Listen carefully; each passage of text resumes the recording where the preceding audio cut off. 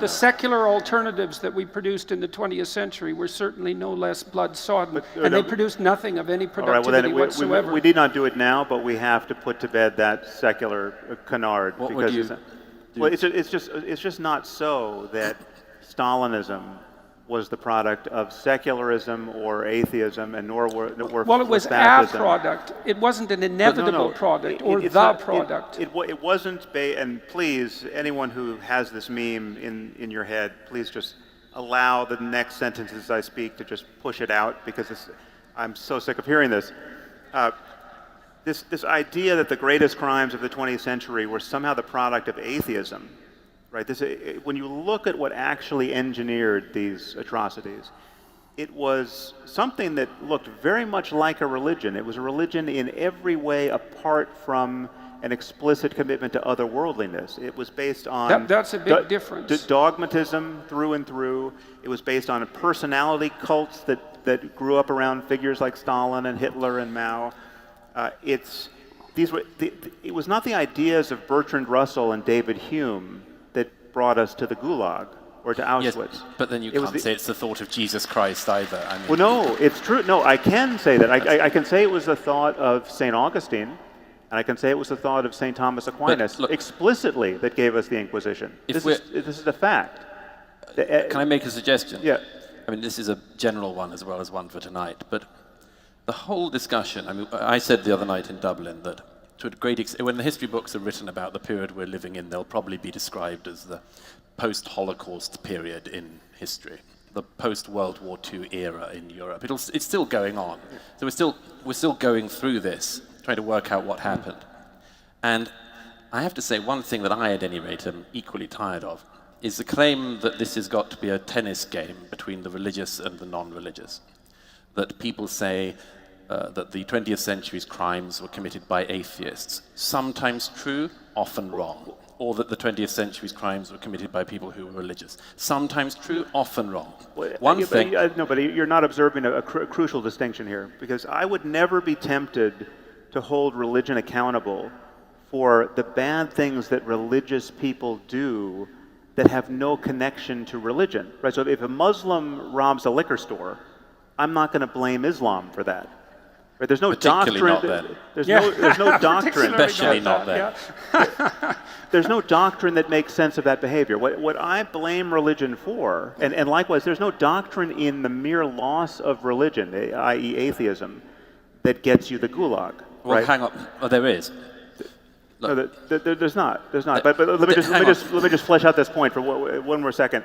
The only thing I blame religion for are the things that it becomes rational to do by the light of these beliefs. If you accept these doctrines, a rational and good person can be tempted to join ISIS. That's my concern. A rational and good person can be tempted to support the Inquisition. But of the many things they had in common, this is the point that David Berlinski made in his book, what did the NKVD have in common with everyone who oversaw the Gulag, the SS, the people who guarded the camps, the people who put people on trains? What did they all have in common? What did they have in common with Mao? Among other things, they had in common the fact that none of them thought that God was watching them. None of them thought that they were being observed and would be held accountable. It doesn't help when you think God is on your side. We have just as many examples where people do it because they think God is on their side, right? Sure. God is watching and clapping. I'm not denying that. I'm saying that the attempt to make this a tennis match over the 20th century is a mistake. We're still trying to work out what caused it. Religion had a role, atheism had a role. But the perpetual tennis match of it, I think. Well, and there is something to be said at a more sophisticated level, I would say, for the idea that you have an obligation to a transcendent ethic. Now, you make that claim in the moral landscape. You lay out a transcendent ethic, in my estimation. That's one that puts the onus of responsibility on the individual to act in a way that, at minimum, minimizes suffering. And you think of that as a statement of fact, that's the proper way of being, and I think about it as an axiomatic statement of faith, and that's one of our differences. But I have been very careful in my analysis of the relationship between the idea of sovereignty and the idea of religious belief. And one of the things that I have worked out, I think, partly from reading such people as Eliade and Jung, was that there is an emergent idea of sovereignty that does involve being accountable to a God. And here's how I would justify that. And I would think about this essentially from a practical and biological perspective, independent of any metaphysical reality that it might have. So the ancient Mesopotamians, for example, believed that their emperor was the incarnation or the representative of a god named Marduk. And that actually bestowed certain ethical responsibilities on the ruler. And so the ruler had to be a good Marduk in order to be a sovereign, to be regarded as sovereign. He had to be the embodiment of these divine principles. And it took the Mesopotamians a very, very long period of time, perhaps several tens of thousands of years. They weren't Mesopotamian during that whole time, obviously, to work out what those principles of sovereignty should be.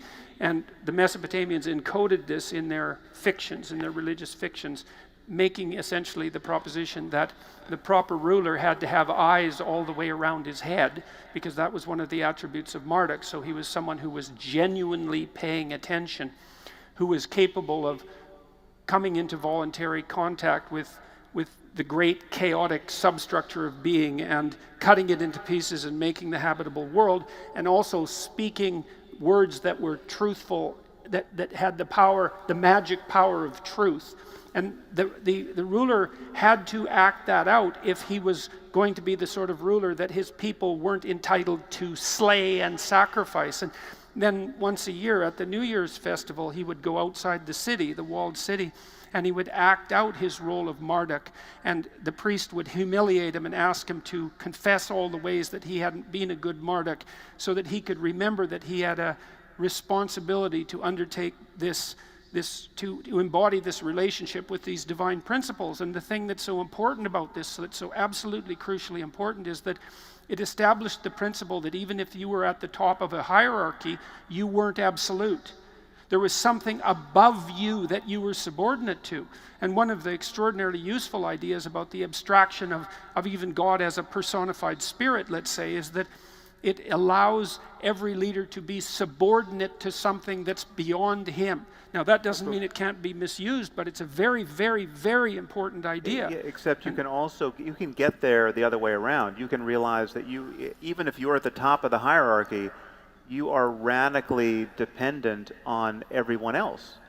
The tip of the pyramid. But everybody at the tip of a hierarchy doesn't believe that. Sometimes they believe that they can do whatever the hell they want. Yeah, but I'm saying if you're going to believe something that's compatible with rationality globally and has the least conceivable downside, I would put in that place not a superstitious attachment to a notion of an invisible friend or punisher who's above you.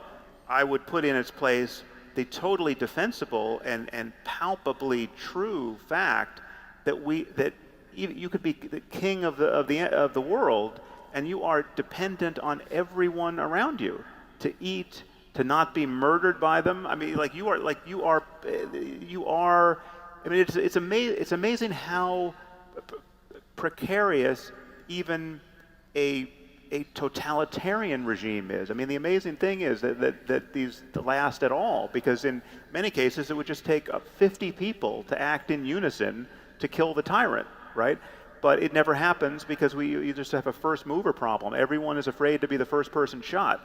But it is a genuine mystery that these systems even perpetuate themselves. And when they unravel, when you see Gaddafi being murdered in a crowd, you realize, wow, it really is just a matter of the restraint and fear of human beings keeping any of these things together. A benign, if you wanted a hierarchy where you had a kind of benign philosopher king pulling the reins of a society, I'm not saying we do, but even there, you could have an ethical one. You could have one where, and a non-superstitious one where someone recognized, hey, this is how we're doing it, but we are at the top of this hierarchy, am radically dependent on being surrounded by as many happy people as possible.